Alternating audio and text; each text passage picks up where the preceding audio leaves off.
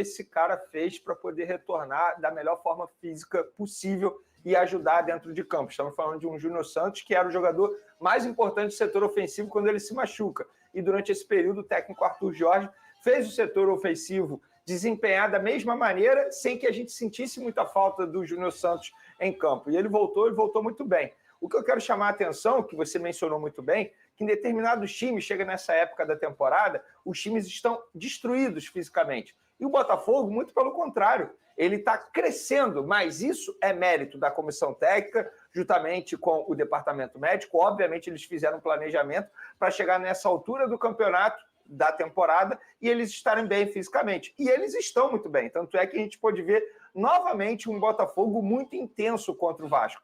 A blitz que o Botafogo faz ali nos 15, 20 primeiros minutos, não é segredo para ninguém, não é mistério para ninguém. A questão é como o time adversário se arma para poder sustentar essa blitz. O Vasco, pelo visto, o Pedrosa vai comentar, não se armou muito bem. Tanto é que o Botafogo conseguiu fazer 2-0 no começo do jogo e depois até diminuiu o ritmo no segundo tempo, com a mais, conseguiu fazer o terceiro e fechar de vez o caixão do time vascaíno. Lucas Pedrosa, a gente sentiu um amplo domínio do Botafogo nessa...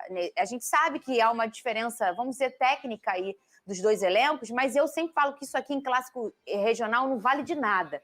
Ou vale de tudo. Para você, qual foi o erro do Vasco? E aí, foi o Rafael Paiva? Você acha que realmente é essa diferença técnica? O que fez o placar ser desse jeito? E não foi um placar mentiroso, Lucas Pedro. Pelo contrário, poderia ser mais.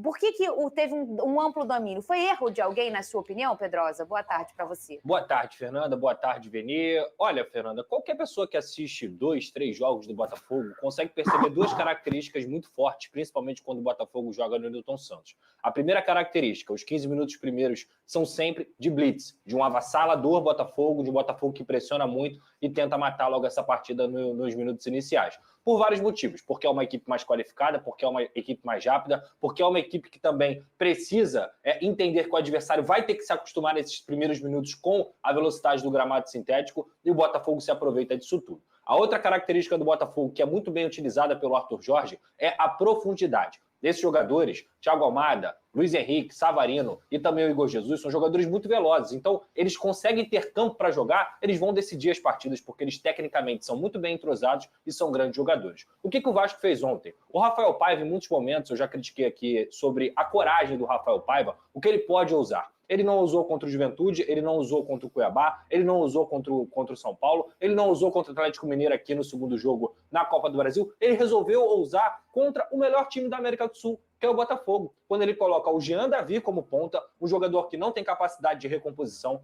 não consegue marcar sem a bola para ajudar o Piton, e aí o Piton ficou no 1 contra 1 contra o Luiz Henrique, que é o melhor jogador do Brasil. E olha que eu nem acho que o Piton foi tão mal não, tá? O Piton ainda conseguiu conter o Luiz Henrique de alguma forma, mas isso é suicídio. Você teria que ter colocado o Leandrinho ali, que é um jogador mais veloz, que é lateral, que tem cacoete de marcação, para fazer a dobra. Para quê? Para neutralizar justamente esse espaço do Botafogo pelas pontas, onde o Botafogo constrói. O outro ponto é o seguinte, o Botafogo já tinha feito o primeiro gol, e a transmissão até informa isso, que o Vasco estava pedindo para subir linha. Vai subir linha contra o Botafogo, vai ser massacrado. Porque quando você sobe linha contra o Botafogo, o que acontece? Tem espaço em profundidade entre a segunda linha e a primeira linha, e esses caras são letais. Então ontem, para mim, a leitura do Rafael Paiva foi terrível. Ele conseguiu, de alguma forma, parecer que tinha algum tipo de coragem no Vasco da Gama, mas na verdade foi só uma bagunça. O Vasco foi massacrado pelo Botafogo, que é muito melhor do que o do Vasco da Gama, mas tinha que ter uma proposta decente. Para quê? Para tentar competir. E qual era essa proposta? Linhas bem estreitas, deixar em bloco baixo para que o Botafogo pudesse avançar a sua equipe e jogar no contra-ataque. Essa era a realidade. Essa é a discrepância que existe do Botafogo para o Vasco da Gama. E o Rafael Paiva foi muito mal nas leituras. Fora, é claro que eu não vou deixar de mencionar aqui, o Hugo Moura foi muito mal ontem, mas tem crédito. O João Vitor acabou sendo expulso de novo, inclusive por uma bobeira do Paek, com 2-0, quis dar passinho de letra, e aí o João Vitor teve que tomar um cartão amarelo logo depois, tomou 1 minuto de novo, segurando o Igor Jesus, e o Vasco no segundo tempo foi só protocolar. Foi uma bagunça, continuou uma bagunça, e em nenhum momento o Rafael Paiva conseguiu competir com o Botafogo. Aqui a gente não tá, meu Deus, o Vasco poderia vencer o Botafogo. A questão é, perder para o Botafogo em 2024 é algo normal para a maioria dos times. O Peñarol foi goleado, o Flamengo foi goleado, o Fortaleza veio aqui sendo um time que estava disputando o título e conseguiu perder também. O Botafogo é melhor do que a maioria dos times que vem jogar aqui no Newton Santos. O ponto é, a postura do Vasco, a estratégia traçada pelo treinador, tanto antes da partida quanto durante a partida, é completamente irreal. O Vasco foi muito mal ontem e tem culpa do Rafael Paiva, mas é claro que a gente não pode falar da diretoria. O que o Botafogo faz na janela, quando a gente fala aqui sobre crescimento físico, vamos lá, crescimento físico que vocês falaram, correto? Metade desses jogadores chegaram no meio do ano. Jesus. E o Alex Telles? Alex Telles, Almada, Vitinho, Igor Jesus. Titulares. Olha quantos jogadores fizeram o Botafogo subir de patamar. Quem garante que o Botafogo, por exemplo, se continuasse com o time do início do ano, além dos problemas físicos, conseguiria estar crescendo na temporada? Está crescendo por quê? Não, ia ter o Júnior voltando só agora. Exatamente, está crescendo por quê? Porque fez uma janela decente. A realidade do Vasco é bem diferente da do Botafogo. O Vasco gastou 20 milhões de jogadores que não mostram nada. Jean Davi e o Maxime. Além das incoerências do Rafael Paiva. Além de não ter trazido um zagueiro. Além de não ter trazido um volante. Então isso também é culpa da diretoria. Também é culpa do Pedrinho, do Marcelo Santana e do Felipe. Então assim, cara, a situação do Vasco, é óbvio que esse ano, para o cenário que foi, é muito melhor do que se imaginava. A gente está em novembro, a gente não fala de rebaixamento para o Vasco da Gama, mas eu jamais vou deixar de pontuar aqui o campo e bola. Sou grato ao Paiva, ele foi muito importante para o Vasco, ele foi muito bom para o Vasco, principalmente após o Álvaro Pacheco, mas tem mais de 2 meses que o Vasco não joga futebol. Jogou um primeiro tempo bom contra o Bahia e quase sofreu empate, só não sofreu porque por um milagre do Léo Jardim. Então, assim, não é descredibilizando o Botafogo, não. Que disparadamente, eu falo isso aqui há muito tempo, é o melhor time da América do Sul.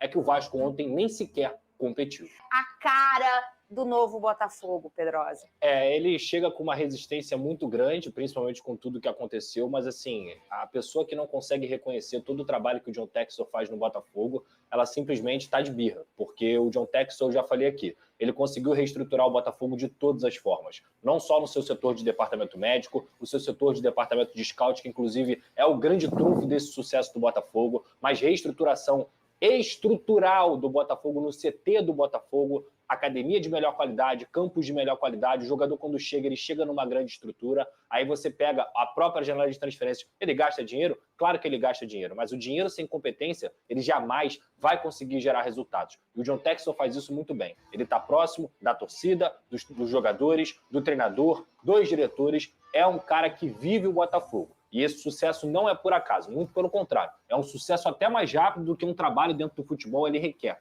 Esse sucesso do Botafogo é um trabalho para 5, 10 anos. E o John Textor conseguiu fazer isso em quase 3. Então, parabéns ele também, Pedrosa, ele aprendeu com os erros. Isso que é bacana. Se você for analisar, ele sabe que ele errou na temporada passada. Só que nessa temporada, ele não cometeu nenhum erro que ele fez ano passado. Totalmente diferente que a gente vê em outros clubes por aí. É por isso que ele que é o bilionário, não é a gente. Porque ele é inteligente. O cara que é rico do jeito que ele é... Não é à toa. Não caiu do céu. Finalizar, eu vou dar um exemplo aqui sobre o John Textor, como a atuação dele dentro do futebol é muito interessante. Nada contra o Lucas Halter, tá? Mas é um jogador que não se mostrava suficiente para ser o zagueiro do Botafogo. Sim. Então o Botafogo foi lá, já tinha trazido o Bastos e trouxe também o Barbosa, se formou a dupla de zaga. Só que retornou o Adrielson, que tem sido o jogador utilizado para poder ser o primeiro reserva. Sim. O Adrielson ontem fez uma boa partida. Vou dar outro exemplo. Praticamente 90% dos clubes do Brasil estariam satisfeitos com o Tiquinho Soares como centroavante, tá? Sim. Porque é um grande jogador. O que o John Textor fez? Contratou o Igor Jesus, mesmo tendo o Tiquinho Soares. O que aconteceu? A temporada do Botafogo dá um salto absurdo. Isso é entender de futebol. E pouco dirigente entende no Brasil. O que ele fez com o Alex Telles, gente? O Cuiabano não ia ficar, 3 meses fora, mas o tempo que ia ficar fora já o preocupou e ele já ligou para o Alex Telles e contratou. Entende muito. Olha só. Você pode ganhar mais alguns jogos e vai estar na Libertadores. Não sei se o Vasco vai ganhar jogando assim. Sim, a gente vai torcer, não vai, Verê? Claro. Sabe qual é a sorte do Vasco? Que tem Atlético Goianiense, Cuiabá e Atlético Mineiro pensando em Libertadores nos últimos 3 anos. Fica calmo, amigo. Fica calmo. Cara, na pior das hipóteses, pro bem tem do o Vasco no SBT ano que vem, pô. Sul-Americano. Isso é bom. Olha aqui, ó. Hoje tem Flamengo. Nulo, né? Teve uma finalização do Piton no primeiro tempo, teve uma outra jogada no segundo tempo, porque é claro, isso é um jogo de futebol, né, gente? Vai, de vez em quando, os times vão criar alguma coisa. Mas a diferença de velocidade de jogo, de volume de jogo nos setores, era muito grande. E o Rafa falou uma coisa que condiciona também. como o Botafogo é muito bem treinado e está num outro estágio e está lotado de jogador de um nível superior, em algum momento, depois que você toma 2 gols, a sensação que eu tive, o Vasco, eu sei, criou 2 oportunidades ali, a gente já falou. A sensação que eu tive é que virou uma situação assim, gente, vamos minimizar isso aqui. Vamos dar uma acertada. Portanto, galera, você conseguiu acompanhar nesse momento todas as palavras da galera da ESPN, além, é claro, também do Lucas Pedrosa, que atualizou sobre o Vasco da Gama. Cara, o Vasco jogou uma das piores partidas do ano, né? E foi prejudicado, obviamente, pela expulsão do João Vitor, né? Que já estava ruim, virou pior ainda. Essa que é a pura verdade.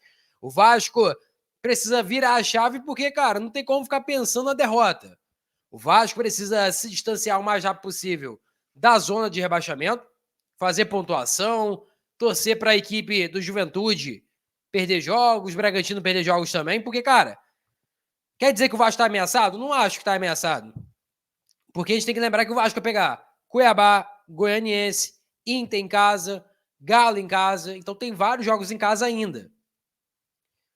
Agora, o Vasco tem que acordar para a vida. Com esse futebol que tá jogando aí, não vai ganhar do Inter, não vai ganhar do Galo, que tá buscando a Libertadores, tá nem focado no Brasileiro Galo. E aí, cara, o Vasco precisa acordar pra vida, porque se não acordar, a situação pode ficar bem complicada. Eu vou ficando por aqui, galera. Deixa o seu like, é muito importante. Compartilhe o vídeo pra geral. Nossa meta é alcançar 50 mil. Eu conto muito com a sua ajuda e também com a sua moral. Se inscreva no canal, deixa o like e acione o sininho de notificação. Valeu, tamo junto e é nóis! Fui!